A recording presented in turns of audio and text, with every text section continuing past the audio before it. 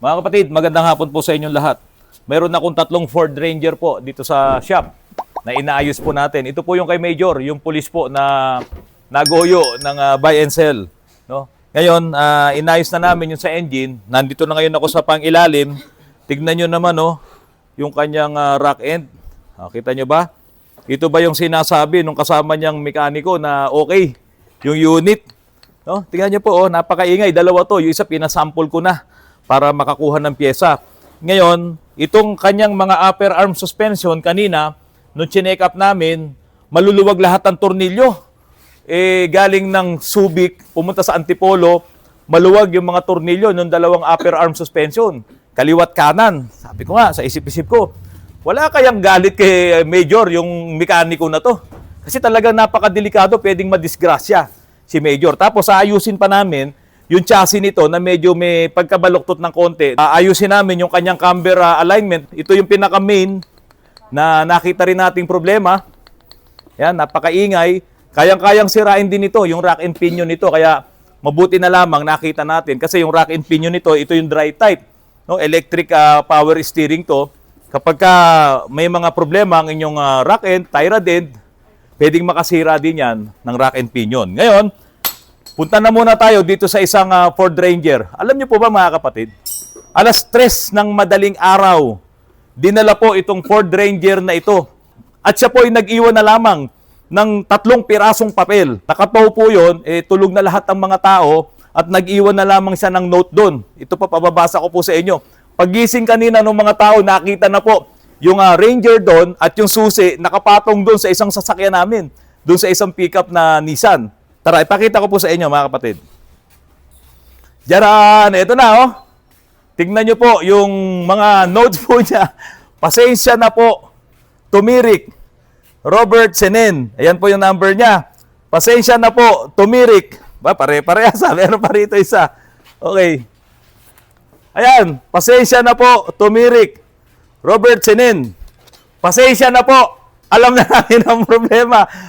Obet, no? Berto. Si Berto, kamukhang-kamukha ito nung aking direktor dyan sa GMA7. Namimiss ko na si Direk Hill. Berto, nag-text ka pala sa akin nung madaling araw, mga bandang alauna, hindi ko nabasa, nagpapahinga na po ang inyong lingkod din. Kaya po, dinala niya rito yung unit niya ng mga bandang alas 3 na po ng madaling araw. Ito po ang sabi ni Brother Berto, pasensya na po sa abala. Yung pa rin talaga, Pasensya na po sa abala. Ayan. Good midnight morning. Tumirik po, Ranger ko po. Along Sukat Exit SLEX. Plano ko sa inyo, plano ko pong idiretso na po sa inyo ang sasakyan. Pag nataw po, pwede po kaya? Pasensya na po ulit, Sir Randy. Thanks, Direk Hill. Kamukha kasi niya si Direk Hill. Berto. No? Ayan. Sir Berto, nakita na namin ang problema. No? Hindi na natin palalakihin ang issue nito dahil ikaw naman ay aking kaibigan. Ito pong host nyo doon sa heater, no? Yung papunta doon sa heater, ito po, sumabog. No? Yung sa HVAC nyo, sa HVAC. Sumabog to, kaya ang inyong coolant ay tumapon. At tumirik ang inyong sasakyan kasi mag-overheat. Mabuti na lamang, hindi grabe yung pag-overheat niya. Napansin nyo siguro at hindi nyo na pinaandar. Kaso, pinapagana nito ito, meron kaming nakitang leak dito po sa inyong water pump. Ito, pakita ko sa inyo, Sir Berto, May nakita kaming leak dito sa water pump. Ayan, nakikita nyo po yan. Yan po yung water pump, tumutulo ngayon yung coolant dyan. Ito naman, ay kung hindi mo mapapansin, sa araw-araw, hindi malakas ang tulo niyan. Pero talagang magbabawas ang coolant mo. Siguro, nabawasan na ng gustong coolant mo, hindi mo napapansin. Kaya naman, uminit siya. At nung medyo nag-high pressure, ito naman ang sinira niya, yung hose na yon. Ayan pahiram muna niya, pahiram. Ito. Kasi itong Ranger na to, ganun din ang problema, Sir Berto. Ito naman yung pinalitang water pump nung Ranger na yon. So, pareha sila. Jomar, pareha sila. Ito, may tagas din doon. Ngayon, nakaganyan, yung ipinapakita ko po sa inyo, dito naman tumatagas. No, itong kay Sir Berto. Kaya ito, tatanggalin din ng nito, ang water pump nito, Dalawa na pala. Ayan pala, nakabili na tayo. O ito yung bago na water pump. Okay, buksan ko na to. Ha? Di kaya bumagsak to? Hawakan mo. Ayan. O, ito na po yung bagong water pump ng Ford Ranger. Ayan.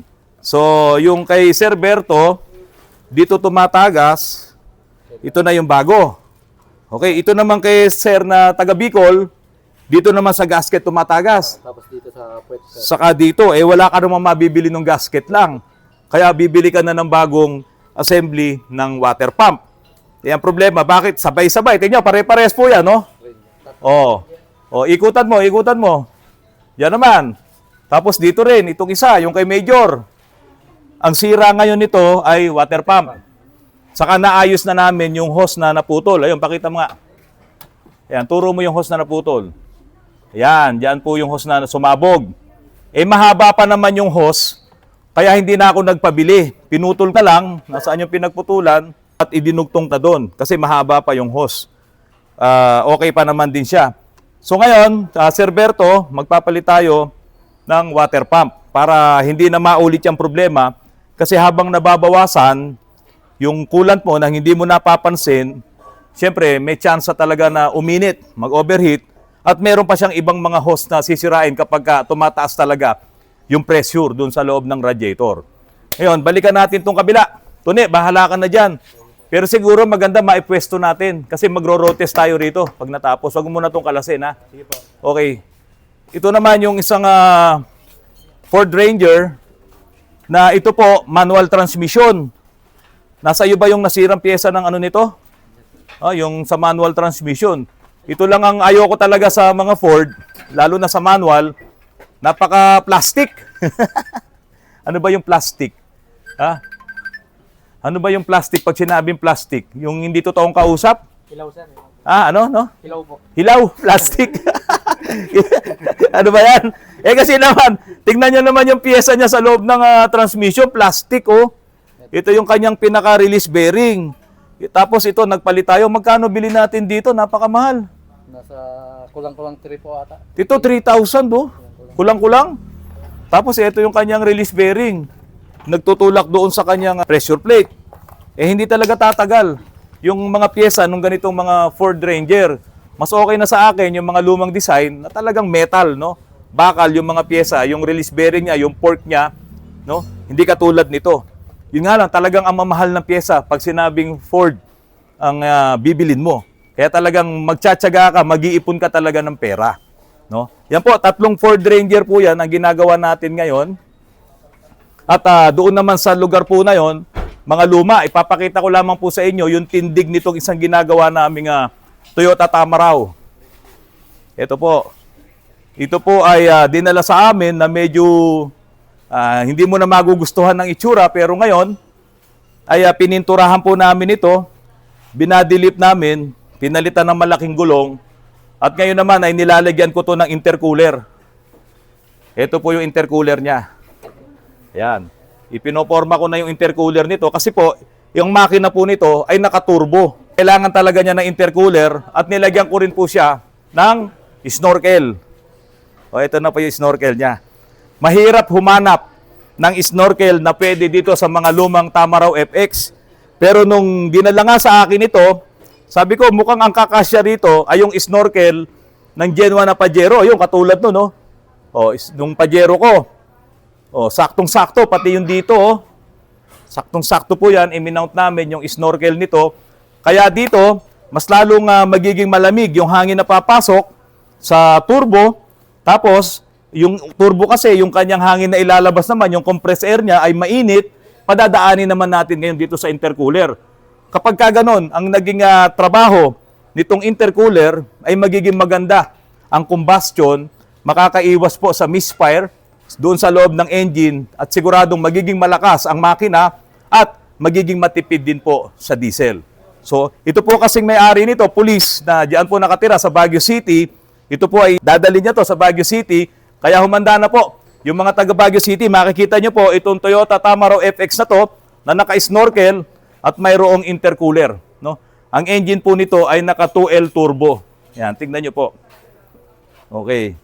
Ito po yung turbo niya, nandyan. Bago ko makalimutan, ang may-ari nitong crosswind na to ay isang pulis din. No, ito naman ay ginawa rin naming double wishbone suspension. Ayan po, nakakasan na po yan. At doon inilalagay naman sa likod yung differential. Yung differential po na to ay Pajero differential, naka-LSD po yan, limited slip differential. Talagang yung ginagawa naming mga ganito na setup, all-wheel disc brake po ito. 4 disc brake. At kasi nga po, lalagyan to ng malalaking gulong katulad po nito. Ayan. Kaya talagang dapat malakas ang preno. So itong mga setup namin, hindi ito katulad nung ibang nagse-setup na kalso-kalso, pinapatong-patungan lang yung mga coil spring o kung ano-ano mga nilalagay. Ito po hindi. Kasi po yan pong suspension na yan ay original na suspension po ng Fargo, Isuzu Fargo. Matibay na matibay po yan. At kapag ka ito'y pinapatakbo nyo sa highway, kahit na mabilis ang takbo nyo, napaka-stable po. Tulad din po nito, itong malaking Pajero na to, Gen 1, na wagon, ang naging problema po dito mga kapatid, ito pong kanyang caliper ay wala na pong mabiling pyesa. Itong Gen 1 na Pajero.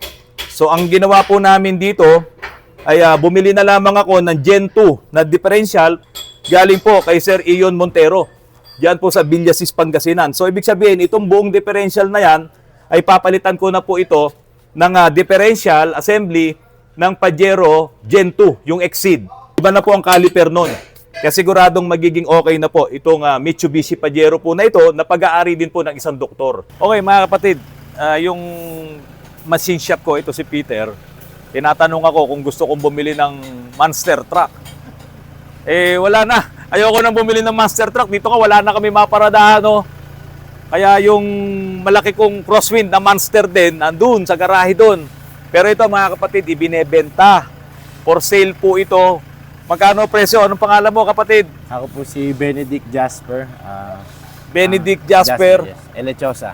Oo, kapatid din yan. Legit po, taga-lokal ng Parang. Bakit mo naman binebenta to?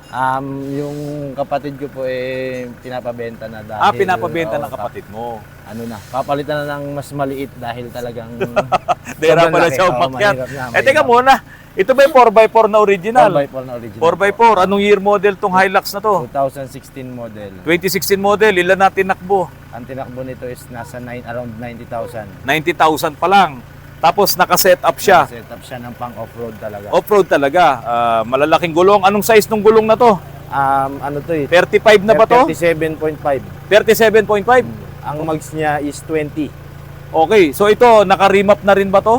Naka-remap na rin. Naka-remap na rin kasi hindi niya basta-basta Hindi niya kaya- kakayanin. hindi Hindi niya ka kaya- naman pwedeng mag-regear dito eh. Hindi na. Hindi. So ni-remap mo na lang. Ang steel bumper, hindi po ako gumawa nito ha. Si Peter lang, nangungumisyon kasi. Ayan. O ayan, pinabebenta, hindi lapit sa akin. Ako po kasi hindi nagba-buy and sell. Pero yung mismong may-ari, pinabebenta po ito.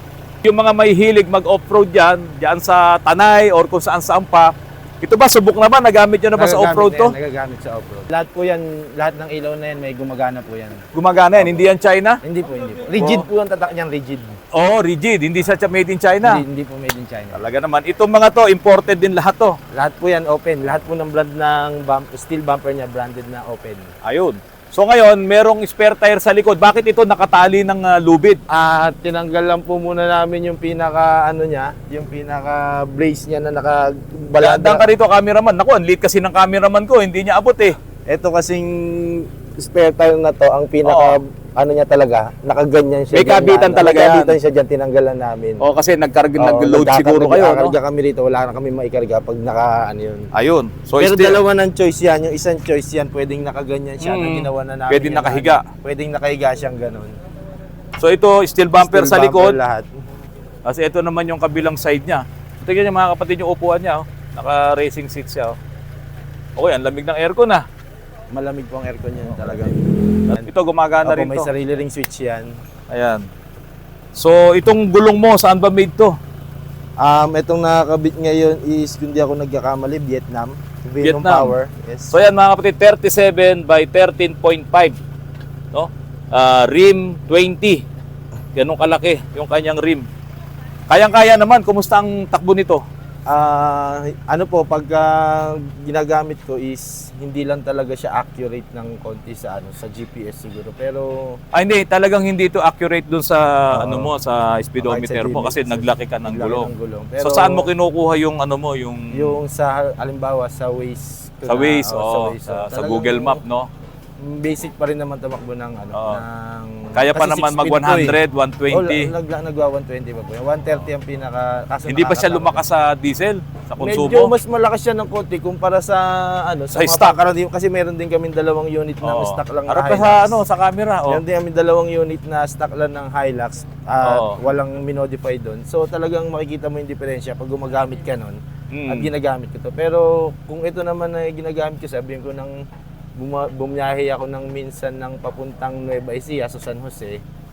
So yung isang full tank ko mga 3,400 ang inabot. Hindi naman niya naubos Hindi na yung ubos. kalahati. Yung kalahati balikan. Balikan, oh. Hindi Hindi, niya talaga naman namang, ubos yung kalahati. talaga naman lalakas. Ang lakas Lahat talaga ng kasi nag-set mabigat. up, lahat ng naglaki ng gulong, lahat Oo. ng Kabit ng nagpalakas mga ng kanilang accessories. makina. Hindi pwedeng, hindi kakain ng ano yan, ng diesel yan Ah. or gasolina. Natural yun. Kasi nag-set up ka eh.